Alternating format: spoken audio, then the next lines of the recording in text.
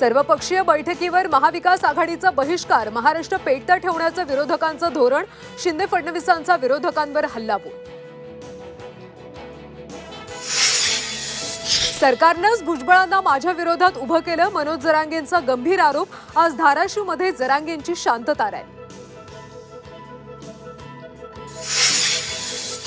विधान परिषद निवडणुकीत दगाफटका टाळण्याचा सर्वच पक्षांचा खटाटोप।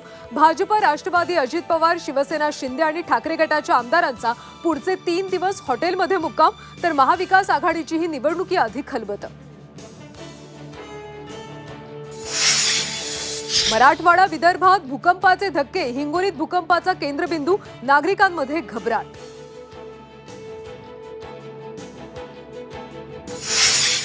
आणि पेडणे बोगद्यामध्ये पाणी, कोकण रेल्वेची वाहतूक पुन्हा ठप्प, मुंबईतून रवाना होणाऱ्या काही ट्रेन रद्द, तर काही गाड्यांच्या मार्गात बदल।